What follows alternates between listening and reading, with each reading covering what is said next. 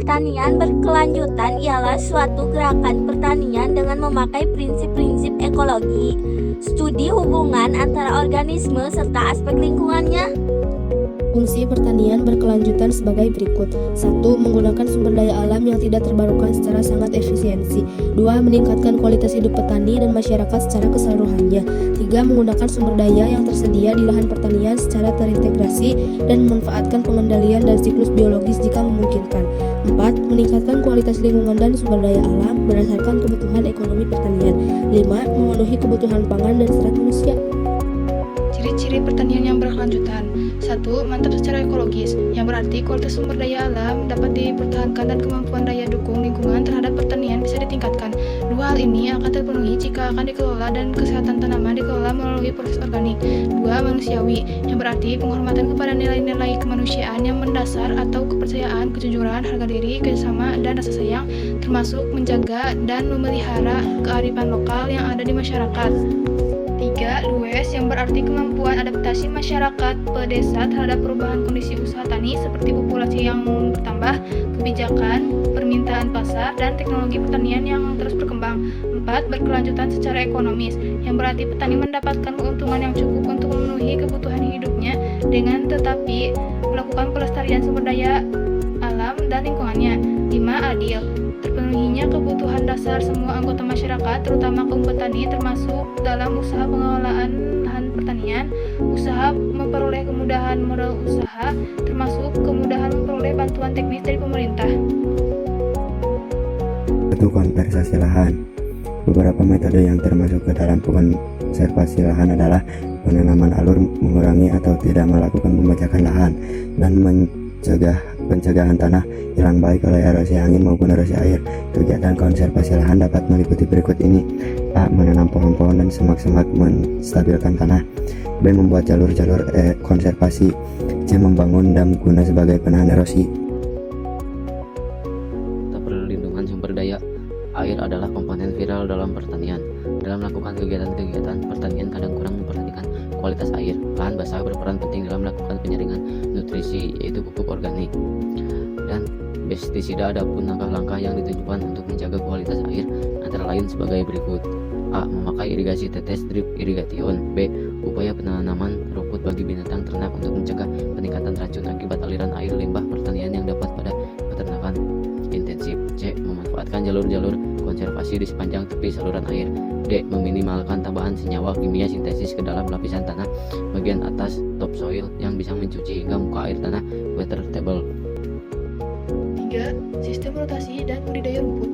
Sistem pengelolaan budidaya rumput intensif terbaru ialah dengan cara memberikan ruang bagi binatang ternak di luar areal pertanian pokok yang ditanami rumput berkualitas tinggi dan secara tidak langsung dapat menurunkan biaya pemberian pakan. Selain itu, rotasi dimaksudkan pola untuk memberikan waktu bagi pematangan pupuk organik. Areal peternakan yang dipadukan dengan rumput atau kebun buah-buahan dapat memiliki keuntungan ganda. Antara lain, ternak dapat menghasilkan pupuk kandang yang merupakan pupuk untuk areal pertanian. 4. Agroforestry atau wanatani. Agroforestry merupakan suatu sistem tanah guna lahan yang permanen di mana tanaman semusim maupun tanaman tahunan ditanam bersama atau dalam rotasi membentuk suatu tajuk yang berlapis sehingga sangat efektif untuk melindungi tanah dari hempasan air hujan. Sistem ini akan memberikan keuntungan baik secara ekologi maupun ekonomi. Beberapa keuntungan yang diperoleh dari pengelolaan lahan dengan sistem agroforestry antara lain sebagai berikut: A. Dapat diperoleh secara berkesinambungan hasil tanaman-tanaman semusim dan tanaman-tanaman tahunan. B. Dapat dicegah terjadinya serangan hama secara total yang sering terjadi pada tanaman satu jenis atau monokultur. C. Keanekaan jenis tanaman yang terdapat pada sistem agroforestry memungkinkan terbentuknya stratifikasi tajuk yang mengisi ruangan secara berlapis ke arah vertikal. Adanya struktur stratifikasi tajuk seperti ini dapat melindungi tanah dari hempasan air hujan karena energi kinetik air hujan setelah melalui lapisan tajuk yang berlapis-lapis menjadi semakin kecil daripada energi kinetik air hujan yang jatuh bebas. 5. Pemasaran. Peningkatan pemasaran adalah salah satu upaya untuk mendapatkan keuntungan yang lebih baik.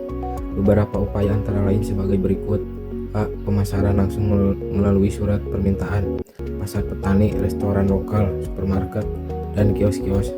pasar tradisional. B.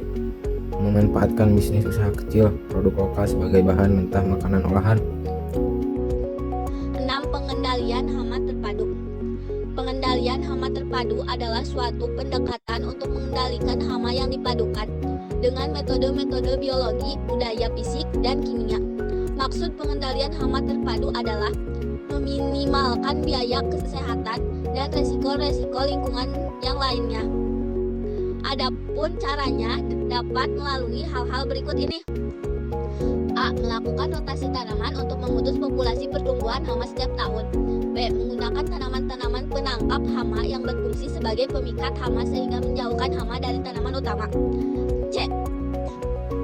Menggunakan serangga reptil atau binatang-binatang lain yang diseleksi untuk mengendalikan hama atau dikenal musuh alami hama. Seperti burung digunakan untuk memakan hama belalang. 7. Tanaman pelindung. Menanam tanaman antara lain semanggi dan gandum di akhir musim panen tanaman sayuran atau sereal dapat memberikan manfaat termasuk menekan pertumbuhan gulma, weed, pengendalian erosi, dan meningkatkan nutrisi dan kualitas.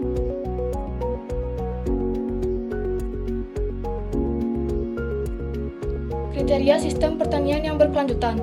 Pertanian yang berkelanjutan memiliki kriteria yang digunakan sebagai ukuran sukses dan tidaknya sistem pertanian berkelanjutan tersebut.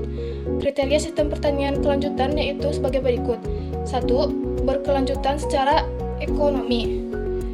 Dalam hal berkelanjutan ekonomi ini, sebagian besar petani dan sistem pertanian kita belum stabil secara ekonomi dalam pengelolaan pertaniannya. Jadi, petani yang senantiasa berhutang menjelang musim tanam guna biaya produksi dan alat, juga berkegantungan petani atas input dari luar, terutama pupuk dan pestisida. Sistem pertanian hutan tani agroforestry dapat menjadi jalan keluar. Keberlanjutan ekologi.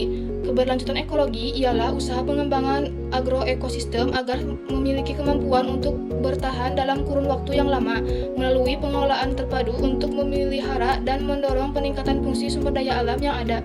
Sering kita jumpai petani kita menyemprot pestisida buatan pabrik meskipun pada kondisi tidak ada hama, seolah ada ketakutan yang dalam jika tidak disemprot pastilah akan kena serangan hama. Di samping itu, kebiasaan menyemprot pestisida secara tak terukur ini akan menghasilkan tumbuhnya kekebalan pada hama yang selamat.